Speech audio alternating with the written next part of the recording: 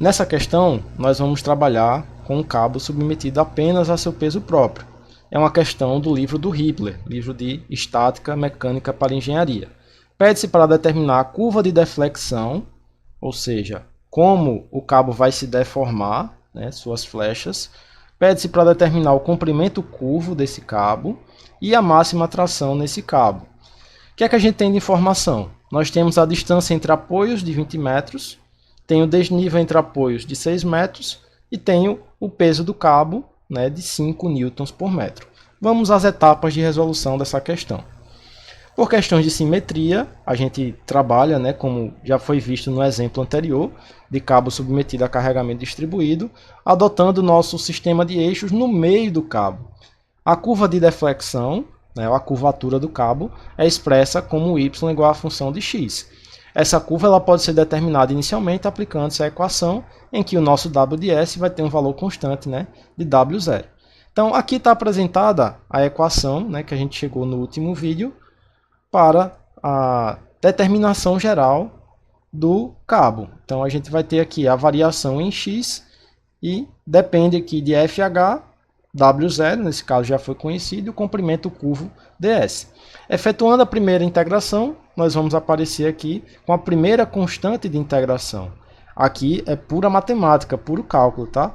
Então, para continuar nessa integração, eu vou fazer uma substituição, em que U vai ser igual a 1 sobre FH vezes W0 vezes S mais C1, de tal forma que a derivada de U em relação a ds vai ser igual a W0 sobre FH. Então, du igual a W0 sobre FH vezes ds.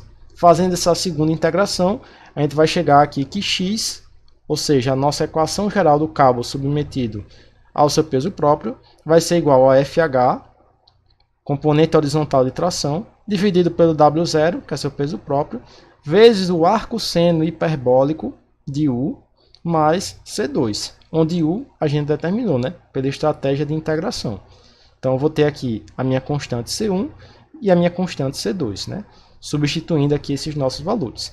Então, entrou aqui uma função hiperbólica, né, devido a esse nosso processo de integração no nosso cabo. Para avaliar as nossas constantes, a gente vai recorrer à equação de que dy dx é 1 sobre fh vezes a integral de w0 ds, ou melhor ainda, a gente pode fazer essa integração, w0 ds vai surgir a constante c1. Como dy d0 igual a 0 em s igual a 0, ou seja, na nossa origem, né, já que a gente adotou a simetria do nosso cabo, c1 vai ser igual a 0.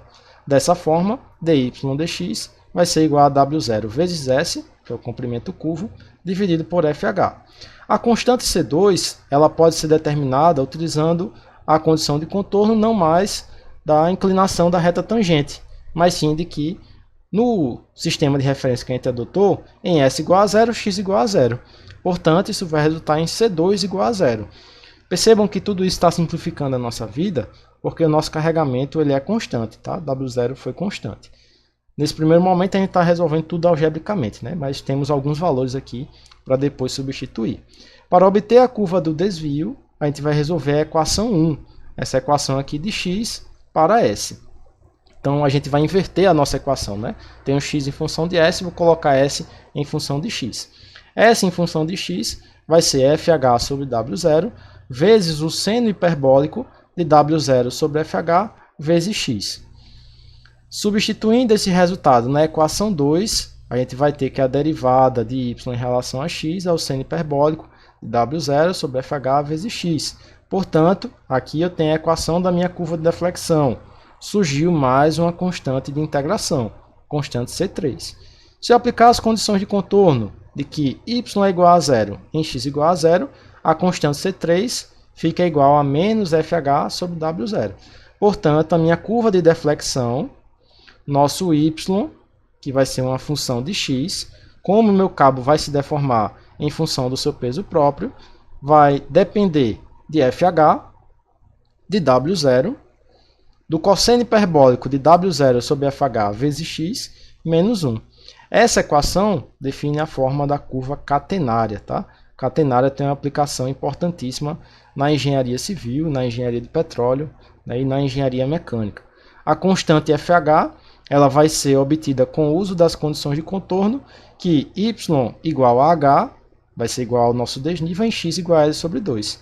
Dessa forma, a gente vai obter que h igual a f0 sobre w0, vezes cosseno hiperbólico de w0 vezes L, dividido por 2 vezes fh menos 1. Rearranjando essa equação aqui, né, como w0 é igual a 5 newtons por metro, h é igual a 6 metros e L igual a 20 metros, a gente vai resolver aqui para achar FH. Essa equação 7, ela pode ser resolvida pelo método de tentativa e erro, tá? Porque vai ter um cosseno hiperbólico aqui. Então a gente vai colocar valores arbitrários para ir resolvendo a nossa equação. Ao final, a gente vai obter aqui, depois de uma série de iterações, FH igual a 45,9 newtons. Assim como os casos anteriores, FH é constante ao longo de todo o cabo. E, consequentemente, né, como a nossa curva de deflexão ela depende de FH, e ele foi encontrado por meio da solução iterativa, Y está aqui definido para a gente. Tá? Para esse caso, do cabo com distância entre apoios de 20 metros, carregamento de 5 N por metro e desnível entre apoios de 6 metros. Utilizando a equação 3 lá para a gente achar o comprimento curvo do cabo, né, a gente vai achar que a metade do comprimento curvo do cabo vai ser igual a 12,1 metros.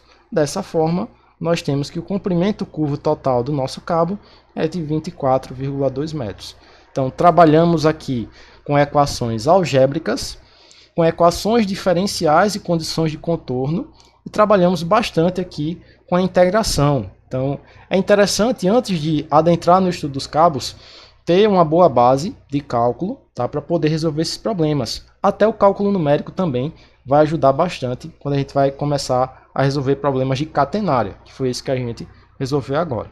Então, nesse vídeo seria isso. A gente retorna depois com mais alguns vídeos sobre análise estrutural.